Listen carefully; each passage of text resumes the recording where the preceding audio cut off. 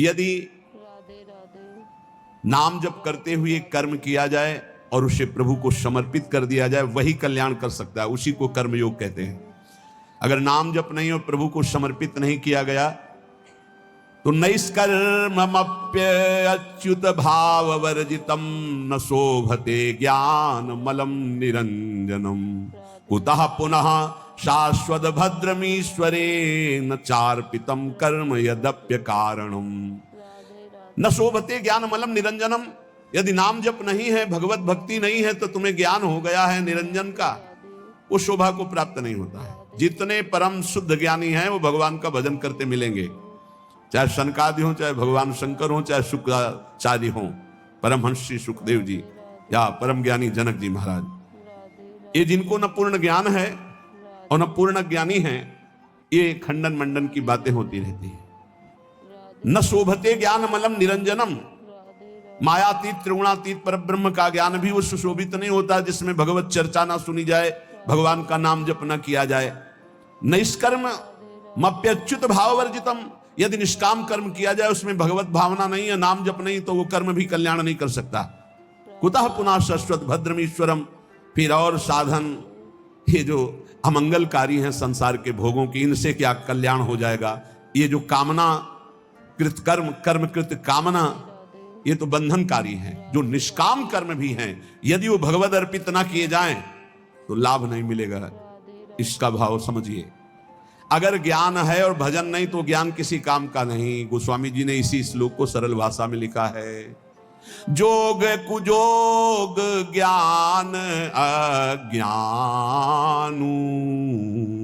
जहां नहीं राम प्रेम पर धानु, सो सब धर्म करम जरी जाऊ, जहां न राम पद पंकज भाऊ। वो जोग कुजोग है, वो ज्ञान अज्ञान है जिसमें भगवान के चरणों में प्रेम न हो, उनका नाम जप न हो, उनका गुण कीर्तन न हो। वो कर्म धर्म सवाग लग जाए जो भगवान के चरणों में भाव न प्रकट करे, वो यहां कह रहे हैं। न शोभते ज्ञान मलम निरंजनम, मायातीत विशुद्ध जो त्रिगुणातीत ज्ञान है, यदि भगवान के चरणों में भक्ति नहीं, नाम जप नहीं, भजन नहीं, तो वो ज्ञान किस काम का। वो निष्कर्म कर्म भी किस काम का, जो अच्युत भावनाविहीन, भगवत भावनाविहीन, भगवान को अर्पण नहीं किया गया। फिर वो काम कर्म जो बंधन कारक है, उनकी तो चर्चा ही क्या है। एक बार देवर्षि नारद जी ने देखा भगवान बहुत प्रसन्न है, तो भगवान से कहा, क्वा त्वं वससि देवेश मया पृष्ठस्तु पार्थिव, विष्णुरेवं तदा प्राह मद्भक्ति परितोषितः। प्रभु यदि मेरी भक्ति से प्रसन्न हो तो मैं आपसे एक प्रश्न करता हूं, क्वा तुम वससि देवेश, आप कहां रहते हो। मया पृष्ठस्तु पार्थिव, हे देवेश्वर, यद्यपि मैं अपने संतुष्टता के लिए पूछ रहा हूं, आप वैसे कहां रहते हैं, आप बता दीजिए। भगवान ने कहा, ना हम वसामि वैकुंठे योगी नाम हृदये न वै, मद्भक्ता यत्र गायन्ति तत्र तिष्ठामि नारद, तेषां पूजादिकं गंध पुष्पाद्यैः क्रियते नरैः, तेन प्रीतिं परां यामि न तथा मत् प्रपूजनात्, मत् पुराण कथां श्रुत्वा मद्भक्तानां च गायनं, निंदन्ति ये नरा मूढ़ास्ते मद्वेष्या भवन्ति। हे नारद, न मैं बैकुंठ में रहता हूं और न योगियों के हृदय में रहता हूं, ये मेरे प्रसिद्ध स्थान बताए गए हैं रहने के, पर मैं यहां नहीं रहता। मैं वहीं रहता हूं जहां मेरा भक्त नाम का कीर्तन करता, मेरी चर्चा करता, मेरे गुणों का गान करता है। यदि मनुष्य गंध पुष्प आदि के द्वारा मेरे भक्तों का पूजन करते हैं तो मुझे इतनी प्रसन्नता होती है कि जो एक मेरी पूजा करे तो मैं उतना प्रसन्न नहीं होता जितना मैं अपने भक्त के पूजन से होता हूं। वो मूर्ख जो मेरी चर्चा करने वालों का, मेरे नाम कीर्तन करने वालों की निंदा करते हुए मेरे द्वेष के पात्र हैं, नहीं जानते कि जहां मेरी चर्चा होती है, नाम गुण कीर्तन होता है, वहीं मैं वास करता हूं। मद्भक्ता यत्र गायन्ति तत्र तिष्ठामि नारद। नारद जी ने पूछा, प्रभु किसकी मां धन्य है, किसकी जन्मभूमि धन्य है और किसका कुल धन्य है। मां धन्यवाद की पात्र कौन है? तो कह रहे हैं समाहितो ब्रह्म परो अप्रमादी शुचिस्तथैकांत रतिर्जितेन्द्रियः समाप्नुयाद योगमिमं महामना विमुक्तिमाप्नोति ततश्च योगतः कुलं पवित्रं जननी कृतार्था वसुंधरा भाग्यवती च तेन विमुक्ति मार्गे सुख सिंधु मग्नम लग्नम परे ब्रह्मणि यस्य चेतः। आहा, जिसके यहां ऐसा पुत्र पैदा हो गया वो मां धन्य हो गई। कैसा? समाहितो ब्रह्म परो अप्रमादी, जो अप्रमादी है, प्रमाद शून्य है, रात दिन भगवत भजन में लगा रहता है। ब्रह्म परो भगवत चिंतन परायण, समाहितो एकाग्रचित, जो एकाग्रचित से रात दिन प्रभु के भजन में लगा रहता है। शुचि पवित्र शरीर से मन से, तथा एकांत चिंतन करने वाला, और जितेंद्रिय जो अपनी इंद्रियों को वश में कर लिया है। समाप्नुयाद योग मिमम महामना, जो मेरे ऐसे योग को प्राप्त हो गया। योग तेसाम सततयुक्ता नाम भजताम प्रीतिपूर्वकम ददामि बुद्धि योगम तम ये नमामुपयांति ते, जो निरंतर भजन करता है उससे बड़ा कोई योगी नहीं। सबसे बड़ा वो योगी वही जो समाहित चित्त एकाग्रचित होकर के निरंतर भगवत चिंतन में रात दिन डूबा रहता है। ऐसा जो मेरा भक्त है तो कुलम पवित्रम, उसका कुल पवित्र हो गया। सो कुल धन्य उमासुन जगत पूज्य सुपनीत, संपूर्ण जगत का बंदनी कुल हो गया जिसके यहां ऐसा बेटा पैदा हुआ जो रात दिन भजन करने वाला। कुलम पवित्रम, कुल का कुल पवित्र। जननी कृतार्थ था, वो मां कहलाने योग्य है। जिसके ऐसा बेटा पैदा हुआ वो कृतार्थ है। श्री सेवक जी महाराज के नाम प्रसंग कहत उपदेश, जाया धर्म धन्य सो देश, धन्य सुकुल जेहि जन्म भयो, धन्य सुतात धन्य सो माए, संतत सकल सुनहु चित लाए, श्री हरिवंश प्रताप जसु। वो देश धन्य, वो कुल धर्म, वो माता धन्य, वो पिता धन्य, जिसके यहां नाम जापक प्रकट हो गया। रात दिन समाहितो ब्रह्म परो अप्रमादी, शुचिस्तथैकांत रतिर्जितेन्द्रियः, समाप्नुयाद योग मिमं महामना, विमुक्ति माप्नोति ततश्च योगतः। तो कुलम पवित्रम जननी कृतार्था वसुंधरा भाग्यवती च तेन, धन्य है वो भूमि, तीर्थ हो जाता है जहां भक्त प्रकट होता है, वो भूमि बंदनी हो जाती है। भगवान शंकर जी एक बार एक जगह प्रणाम कर रहे थे तो पार्वती ने पूछा ये कौन सा तीर्थ स्थल है? तो उनका तीर्थ स्थल नहीं है, 1 सहस्त्र वर्ष बाद यहां एक भक्त पैदा होगा, 1000 वर्ष बाद, इसलिए मैं इस भूमि को प्रणाम करता हूं कि यहां एक महाभागवत प्रकट होगा। जिस भूमि में भागवत प्रकट होना है तो परम वैष्णवाचार्य भगवान श्री उस भूमि को नमन करते हैं। जो हरि का भजन करने वाले भगवान शंकर बहुत प्यार करते हैं उनको। मार्कंडे जी को बुलाए, भगवान शिव और पार्वती दर्शन देने गए तो उन्होंने पूछा कभी ध्यान नहीं किया आपका, कभी बुलाया नहीं, आप क्यों आए प्रभु? तो उनका जो मेरे हरि का भजन करता है उस पर मैं बहुत द्रवित होता हूं और अपने आप कृपा करता हूं। यह है उसकी मां जिसके ऐसा पुत्र पैदा हुआ रात दिन भजन करने वाला। नहीं तो एक मां ऐसी भी है जो अभी सुनाया हमने कि एकांतिक में वो कह रहे थे कि मां ने मोबाइल तोड़ दिया, अगर सत्संग सुनोगे तो मोबाइल तोड़ दिया। पिता ने कहा कि तुम्हें हमारी कसम, अगर वृंदावन गए बाबा की बात सुनी। तो ये भी बात है। और एक वो है जो जननी कतार था, एक मां आई थी और उसने बताया कि हमारे बेटे ने कहा कि अब दोबारा हमारे सामने मत आना, मैं आपको प्रणाम करता हूं क्योंकि आप आती हो तो हमारे मन में विक्षेप होता है। बोले हमने भी निश्चय किया कि अपने बेटे को अब कभी विक्षेप नहीं, मैं भले ही राधा केलकुंज में किसी जगह छुप के उसको देख लूं लेकिन अब कभी सामने नहीं जाऊंगी महाराज जी। वो भी शिष्य है, तो उनका धन्य है आपकी ये त्याग निष्ठा जिससे उसका भी वो श्री जी की सेवा में रात दिन बना रहता है।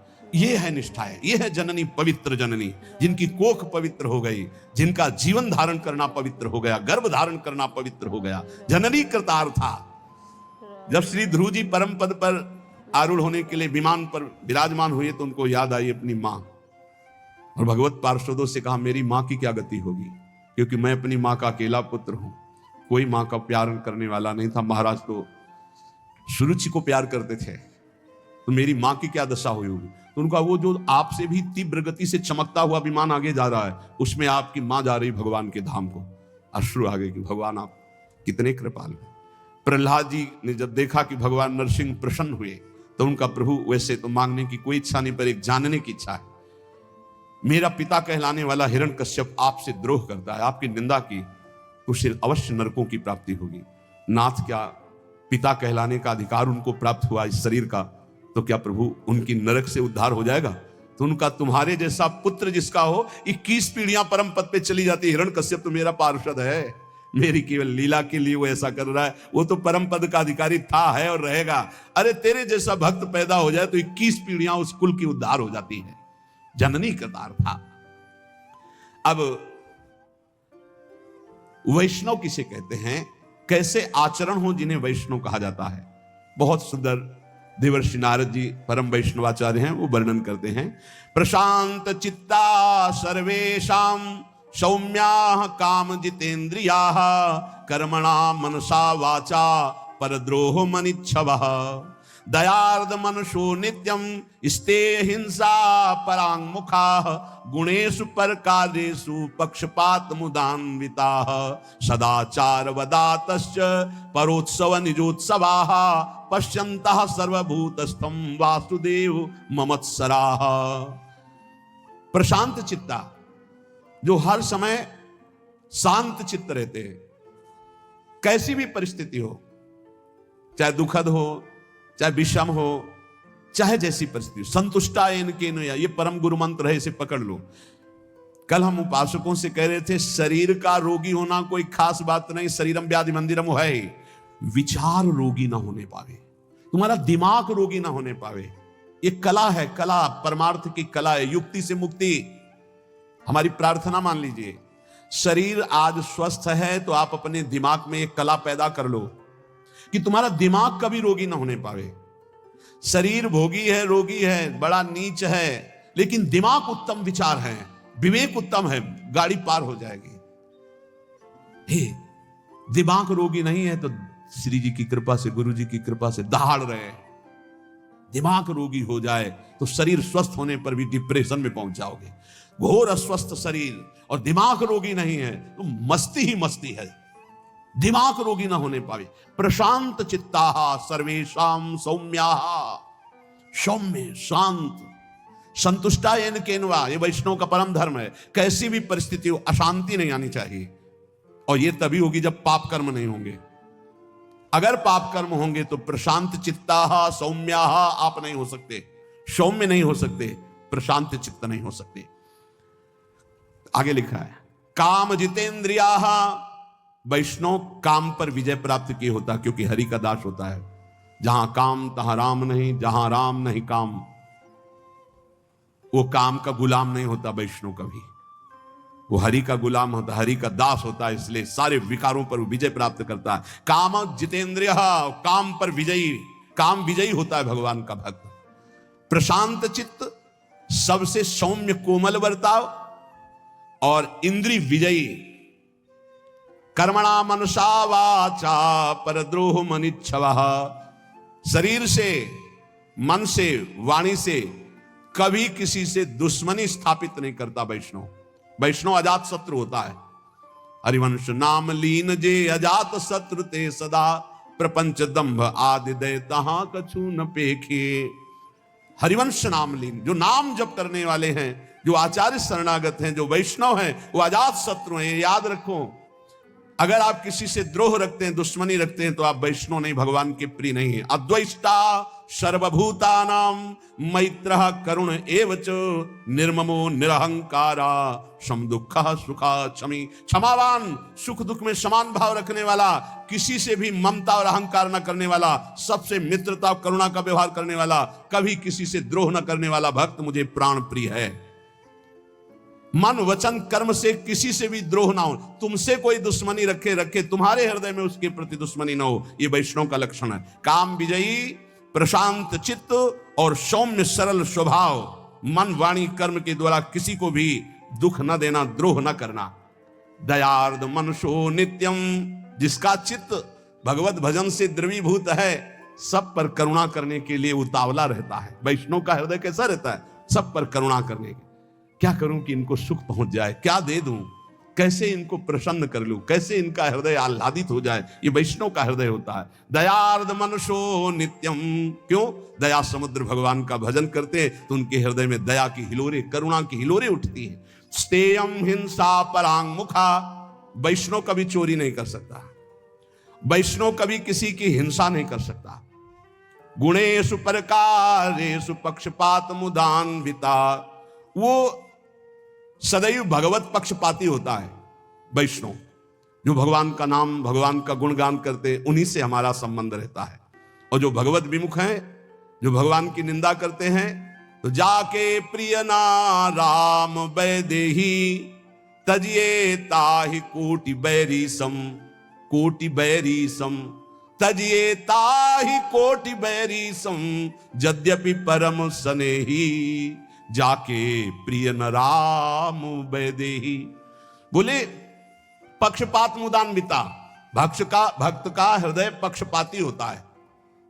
श्री आचार्य चरण वल्लभाचार्य जी के एक बड़े पदाधिकारी शिष्य थे, तो एक गरीब शिष्य कर नहीं चुका पाया था, तो उसको बंदी बना करके जेल में डाल दिया और फिर बड़ी भेंट लेकर के आचार्य चरणों में आए। पूज्य श्री वल्लभाचार्य जी ने कहा, तुम जानते हो जिसको जेल में डाला है वो कौन है? तो उनका हाँ भगवान। कौन है? तो नाम पता बताया। नहीं, कौन है? तो उनका दिमाग पहुंचा, उनका भगवान हमारा गुरु भाई है। हाँ, तो तुम्हारे भाई का अगर ऋण होता, कर ना चुका पाता, तो तुम जेल में डालते या कर चुकाते? तो उनका कर चुकाते। तो गुरु भाई के प्रति तुम्हारा बर्ताव क्या रहा? उसे जेल में डाल दिया। उठाओ भेंट अपनी, हाथ से जाओ, मैं तुम्हारा त्याग करता हूं। चरणों में गिर गए, प्रभु क्षमा करो, मैं तुम नष्ट हो जाऊंगा यदि आप त्याग कर दे, मेरा जीवन आप हो, मेरे से त्रुटि हो गई। तो बोले कर भरो जाकर और उसे मुक्त करो। वो गरीब है तो भाई की तरह बर्ताव करो। कह रहे पक्षपात मुदान्विता, वैष्णव पक्षपाती होना चाहिए। जो हरिवंश को नाम सुनावे, तन मन प्राण तासु बलिहारी, जो हरिवंश उपासक सेवे, सदा सेवता के चरण विचारी। सेवक जी महाराज कह रहे जो हरिवंश बोले तो तन मन प्राण न्योछावर कर दूं। गोस्वामी तुलसीदास जी कह रहे तुलसी जाके मुख से धोखे निकसत